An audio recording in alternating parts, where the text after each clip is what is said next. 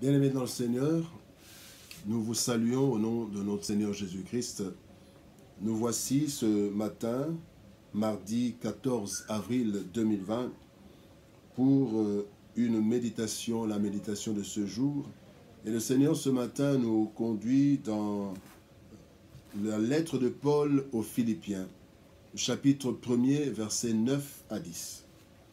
Philippiens, chapitre 1er, versets 9 à 10, nous lisons la parole du Seigneur.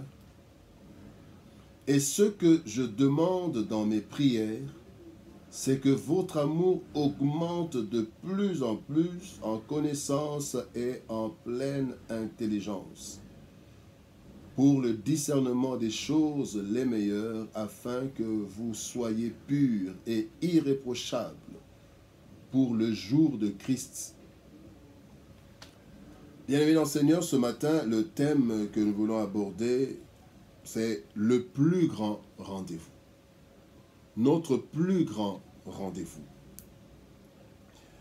Nous devons toujours savoir, en tant que chrétiens, en tant qu'être humain, nous devons toujours savoir que chaque jour nous nous préparons à la plus grande rencontre, à notre plus grand rendez-vous de l'existence. C'est notre rencontre avec Dieu. Dieu parle à Israël à travers le prophète Amos, dans Amos chapitre 4, verset 12, et à la fin il dit « Prépare-toi à la rencontre de ton Dieu, ô Israël. » Mon frère, ma sœur, chaque jour nous devons nous préparer à la rencontre de notre Dieu. Et cette rencontre commence par la mort. Quand nous mourrons, la Bible dit, il est réservé à l'homme de mourir une seule fois, après quoi c'est le jugement. Certains iront au jugement, les chrétiens iront au tribunal, mais ce qui est sûr, c'est que quand nous mourrons, c'est fini. Et donc nous avons toute la vie, une vie dont nous ne connaissons pas la longueur, mais nous avons notre vie pour nous préparer à rencontrer notre Dieu. Et le Seigneur veut que quand nous serons devant lui, chrétiens, nous soyons, comme il est dit dans Éphésiens chapitre 5, verset 27, le Seigneur veut voir une église. Quand on parle d'église, ce n'est pas l'église d'institution, mais ce sont les hommes et les femmes qui ont accepté Jésus. Une église sans tache, ni ride, ni rien de semblable, mais sainte et irrépréhensible. Et dans le passage que nous venons de lire, la Bible dit « afin que vous soyez purs », donc saints, et irréprochables, irrépréhensibles, pour le jour de Christ, le jour de la rencontre de Dieu. Bien-aimés, et Paul, dans ce texte de Philippiens 1, 9, 10, il dit pour cela, il faut que le chrétien discerne les choses les meilleures à faire. Bien-aimés, nous avons plusieurs choses à faire. Le monde nous présente, nous avons le travail, nous avons les temps de détente, nous avons plusieurs choses, des voyages et tout. Mais dans toutes ces choses, nous devons savoir ce que nous devons faire, les meilleures choses qui vont faire qu'à la fin, nous puissions être purs et irrépréhensibles, irréprochables, que Dieu nous trouve dans la pureté et sans reproche. Voilà pourquoi la Bible nous dit « tout m'est permis, mais tout n'est pas utile ». Donc nous devons discerner les meilleures choses à faire.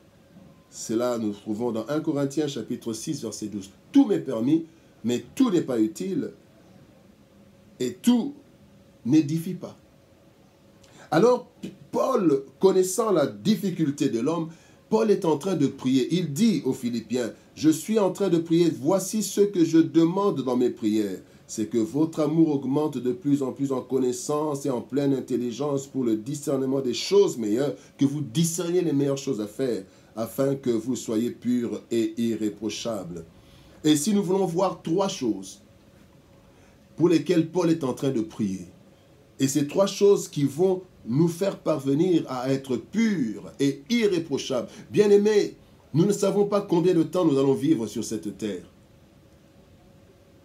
Il y en a qui meurent chaque jour. Aujourd'hui, on ne parle que de corona peut-être, mais combien de morts y a-t-il de malaria, de cancer, plusieurs choses, plus même que le corona. D'autres maladies tuent plus. Donc chaque jour, il y a des morts.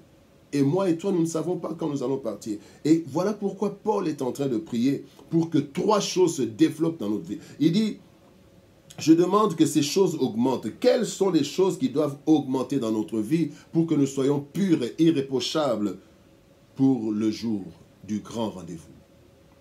La première chose qui doit grandir en nous, c'est l'amour. L'amour, hier nous avons parlé de l'amour. Et ici, l'amour, bien-aimé, le premier commandement nous dit, Luc chapitre 10, verset 27, le plus grand commandement en fait. Le plus grand commandement, c'est « Tu aimeras le Seigneur, ton Dieu, de tout ton cœur, de toute ton âme, et de toute ta force, et de toute ta pensée, et ton prochain comme toi-même. » Il faut que notre amour grandisse. Parce que plus l'amour grandit, bien aimé, la Bible dit que tous les commandements se résument en l'amour de Dieu et l'amour du prochain. Toute la Bible, c'est l'amour de Dieu et l'amour du prochain. Et l'amour doit grandir en nous. Plus nous grandissons l'amour de Dieu, plus je grandis dans l'amour de Dieu, plus je vais discerner les choses que je dois faire. Qu'est-ce qui plaît à mon Dieu, qu'est-ce qui ne plaît pas à mon Dieu? Ce qui ne plaît pas à mon Dieu, j'abandonne. Pourquoi? Parce que j'ai un rendez-vous.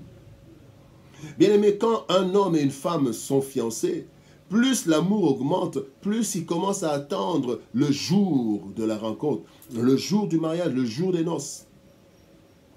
Et plus notre amour augmente pour Dieu, plus nous allons discerner, nous allons faire des choses, les meilleures choses. Je peux faire telle ou telle chose, mais quelle est la meilleure chose que je fasse, que je puisse faire pour que le jour du rendez-vous, que Dieu me trouve sans tache, ni ride, ni rien de semblable.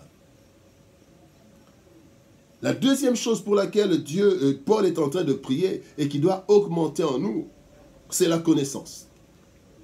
Bien aimé, plus je connais Dieu, plus je vais discerner ce que je dois faire. Parce que souvenez-vous que ici, c'est le discernement. Dans notre vie, il y a plusieurs choses à faire, mais nous devons discerner les choses essentielles qui ne vont pas nous écarter de l'essentiel. Les meilleures choses. Et donc la connaissance, la Bible nous dit dans Osée chapitre 4, verset 6, « Mon peuple périt parce qu'il lui manque la connaissance. » Le manque de connaissance, bien-aimé, nous conduit à la destruction. Et nous devons connaître Dieu, connaître sa parole, connaître sa volonté, la volonté générale et la volonté particulière. Mais nous devons connaître aussi le monde dans lequel nous sommes, avoir la connaissance de ce monde, parce que plus je connais ce monde, plus je saurai comment me comporter. Comment vivre dans ce monde d'intérêt, dans ce monde méchant? Comment je dois vivre? Parce que je dois savoir que le monde ne doit pas me distraire. J'ai un rendez-vous. Grandir dans la connaissance. La troisième chose qui doit grandir en nous, c'est l'intelligence. Bien-aimé, l'intelligence, le dictionnaire nous dit que l'intelligence, c'est la faculté de comprendre les sens, la nature et la signification pour appliquer notre connaissance. Nous pouvons avoir la connaissance, mais nous n'avons pas l'intelligence, nous ne pourrons pas appliquer notre connaissance.